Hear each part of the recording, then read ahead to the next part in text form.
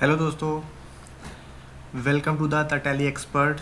आप लोगों का बहुत बहुत स्वागत है आपके अपने चैनल द टैली एक्सपर्ट पर। दोस्तों, लास्ट वीडियो में हम लोग ने डिस्कस किया था कि अकाउंट्स कितने तरह के होते हैं, types of accounts and accounts के कितने रूल्स होते हैं, कितने तरह के रूल्स होते हैं अकाउंट्स में, और एक कंपनी में उन रूल्स को कैसे फॉलो किया जाता है, कैसे जर्नल एंट्रीज़ के लिए हम उन रूल्स को फॉलो करके जर्नल एंट्रीज़ बनाते हैं। तो लास्ट वीडियो में हमने इतना सारा डिस्कस किया था, और इस वीडियो में हम उसी एक्सरसाइज को आगे बढ़ाएंगे।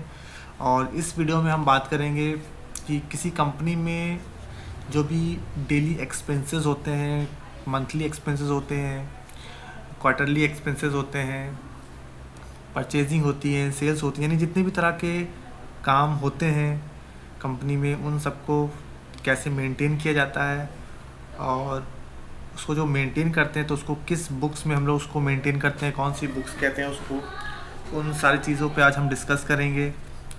और सारी चीज़ें देखेंगे कि कैसे एक कंपनी में एक अकाउंटेंट कैसे काम करता है और जर्नल ट्रांजैक्शंस हम कैसे करते हैं।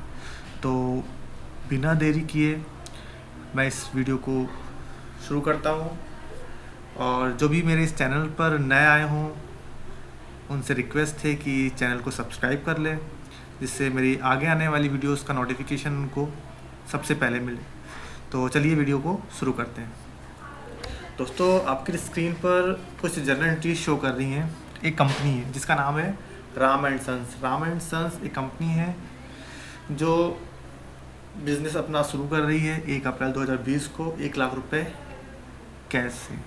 यानी 1 अप्रैल 2020 को उसने अपना बिज़नेस शुरू किया है और 1 लाख रुपए कैश के साथ। तो 1 लाख रुपए कैश के साथ उसने अपना बिज़नेस शुरू किया है। तो सबसे पहले आप लोगों को ये बता दूं कि जो कंपनी होती है उसका जो डेली का लेखा जोखा होता है, यानी जो भी ट्रांजैक्शन होते हैं, खर्चे होते हैं, बैंक में पैसा जमा किया जाता है, बैंक से विड्रॉ किया जाता है, रिसीविंग होती है पैसों की, जो भी चीज़ परचेज़ करी जाती है, सेल की जाती है, कुछ प्रॉफिट होता है, कुछ लॉस होता है, उन सब का जो लेखा जोखा होता है उसको हम जिस बुक में मेंटेन करते हैं उसको जर्नल बुक कहते हैं।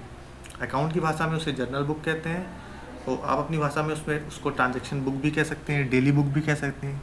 तो आपको ये समझ में आ गया होगा कि जर्नल किसे कहते हैं। जर्नल एक ऐसी बुक का नाम है जिसमें किसी कंपनी के डेली ट्रांजैक्शन को रिकॉर्ड किया जाता है कि अगर फ्यूचर में आपको ज़रूरत पड़े कि 5 तारीख को आपको कोई ट्रांजैक्शन देखना है कि 5 तारीख को हमारे पास से कितने ट्रांजैक्शन हुए थे हमने, यानी कंपनी ने क्या क्या चीज़ें खर्चा करी, क्या क्या चीज़ों के एक्सपेंस हुए, क्या इनकम हुई कंपनी की, कंपनी का कितना लॉस हुआ या कुछ प्रॉफिट हुआ, कोई डिस्काउंट कंपनी को मिला। तो ये सारे रिकॉर्ड्स आपको उस जर्नल बुक में मिल जाएंगे। तो चलिए कैसे जर्नल बनाते हैं किसी कंपनी का, शुरुआत करते हैं उसकी।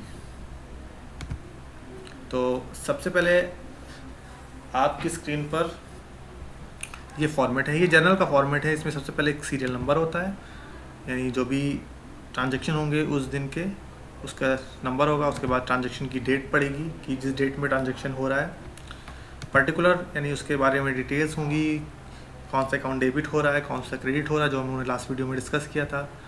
नेक्स्ट उसका डेबिट अमाउंट होगा और क्रेडिट अमाउंट। तो सबसे पहले हमारा जो क्वेश्चन था वो था Ram and sons started business with cash ₹1 lakh on 1 अप्रैल 2020। यानी 1 अप्रैल 2020 को राम एंड सन्स एक कंपनी है जिसने 1 लाख रुपए लगाकर, यानी 1 लाख रुपए पूंजी लगाकर बिजनेस को शुरू किया, यानी 1 लाख रुपए कैश के साथ बिजनेस को शुरू किया।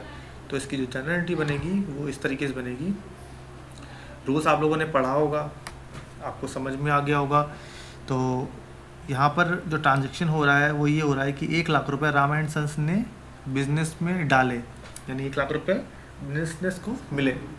तो बिजनेस में क्या आया, 1 लाख रुपए आए। तो कैश अकाउंट 1 लाख रुपए से डेबिट हो गया और उसके थ्रू आपके पास से 1 लाख रुपए की पूंजी जा रही है बिजनेस में। तो 1 लाख की पूंजी गई तो उसको क्रेडिट कर दिया, और 1 लाख रुपए कैश के थ्रू बिजनेस में आ रहे हैं तो उसको डेबिट कर दिया।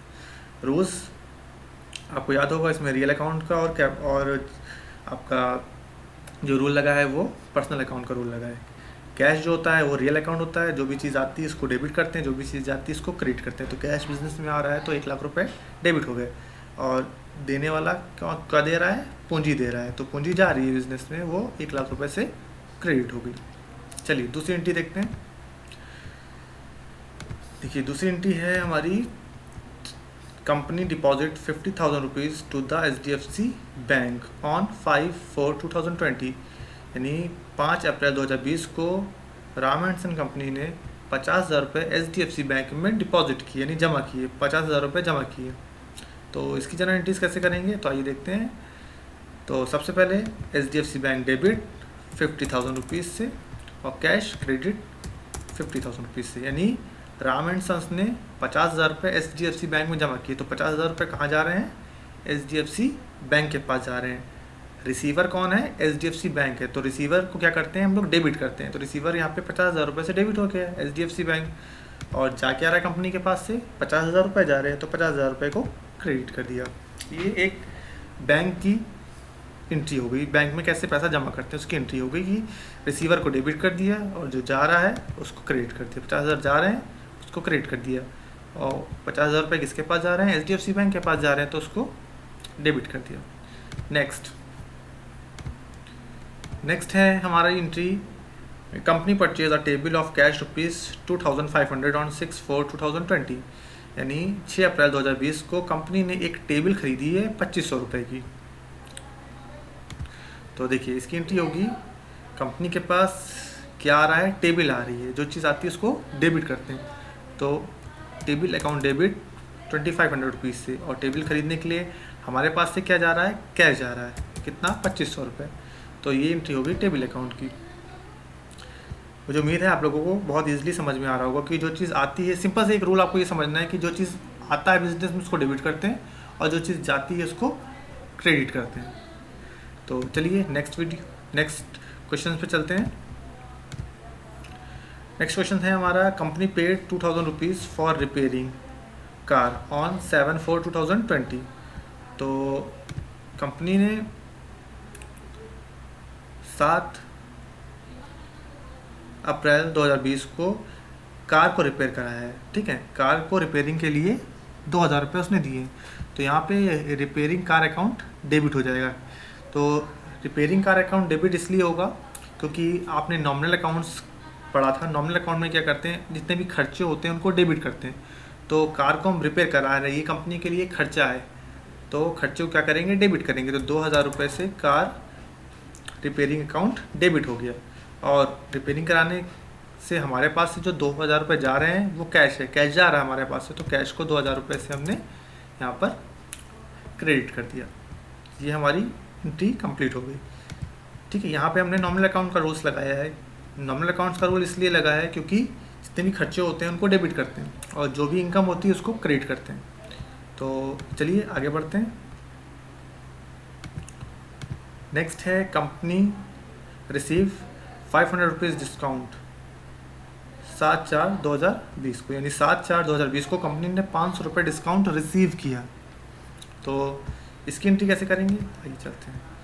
तो देखिए कंपनी ने 500 रुपये रिसीव किए हैं, तो देखिए यहाँ पे ये गलती से गलत फिल हो गया, इसको हम सही करते हैं।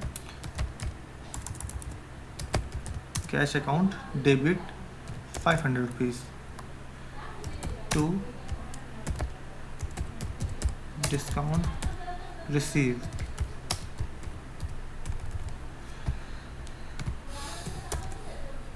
₹500।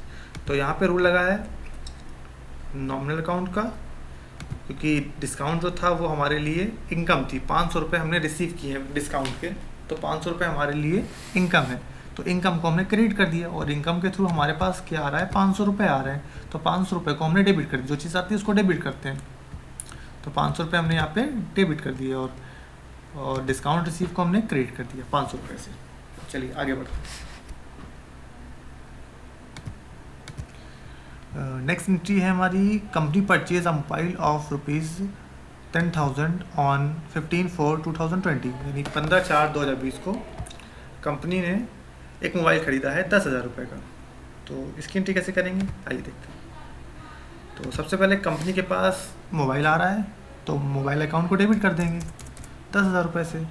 और मोबाइल ख़रीदने पर आपके पास से क्या जा रहा है, कंपनी के पास से 10,000 रुपये जा रहे हैं। तो मोबाइल आ गया और 10,000 रुपये चले गए। जो चीज़ आती है इसको डेबिट कर दिया और जो चीज़ आती है इसको क्रेडिट कर दिया।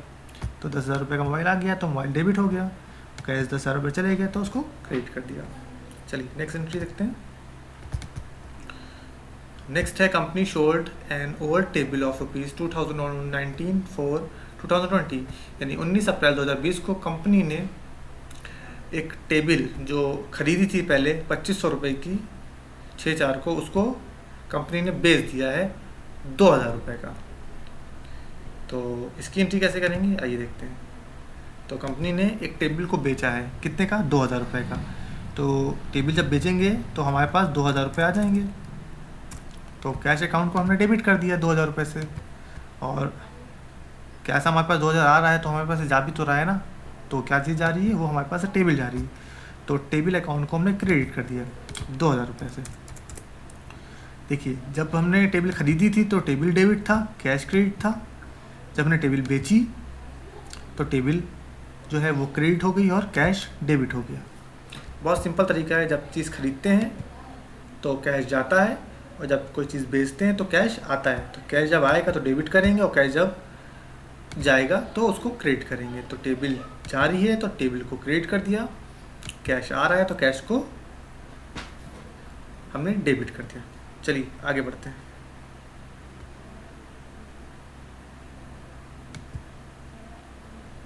नेक्स्ट है हमारा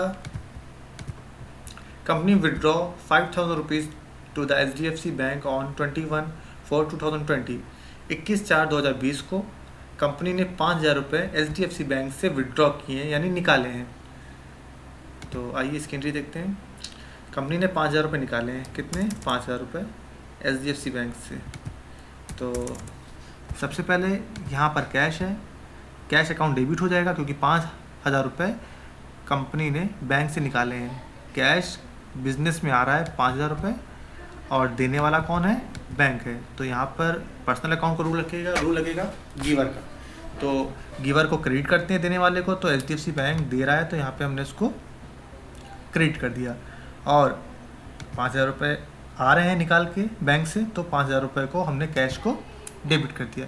इससे पहले जब हमने 50 रुपये जमा किए थे तो बैंक रिसीवर था, यानी जो HDFC बैंक था वो प्राप्त करने वाला था, उसको 50,000 मिले थे तो डेबिट किया था उसको, और हमने दिया था तो कैश को क्रेडिट कर दिया था। अब इस एंट्री में कैश आ रहा है तो कैश को डेबिट कर दिया। किससे आ रहा है, HDFC बैंक से आ रहा है। देने वाला कौन है, HDFC बैंक है। तो HDFC बैंक को हमने क्रेडिट कर दिया। उम्मीद है आपको समझ में आ गया होगा। चलिए आगे बढ़ते हैं। नेक्स्ट है company paid wages of cash ₹1,000 on 25/4/2020। 25/4/2020 को कंपनी ने 1,000 रुपये वेजेस पेड किए, यानी मजदूरी दी है। वेजेस को मजदूरी कहते हैं, लेबर चार्ज जिसको कहा जाता है। तो लेबर चार्ज यानी मजदूरी 1,000 रुपये दी है कंपनी ने।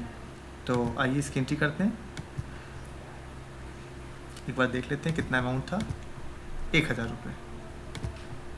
तो 1,000 रुपये डेबिट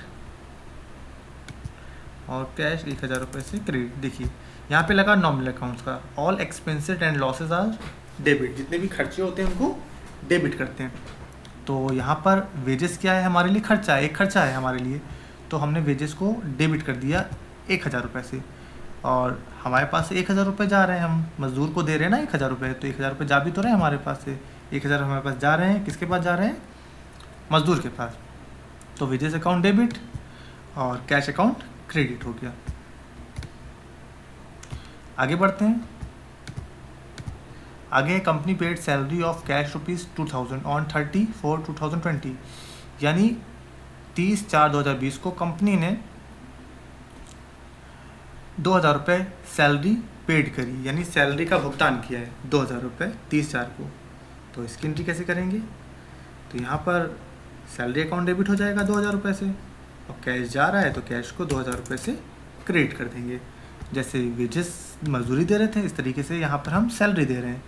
तो 2,000 रुपये सैलरी जा रही है, तो सैलरी हमारे लिए खर्चा है, तो खर्चे को डेबिट कर देंगे, और खर्चे के थ्रू हमारे पास से क्या जा रहा है, 2,000 रुपये जा रहे हैं। तो कैश को हमने यहाँ पर क्रिएट कर दिया।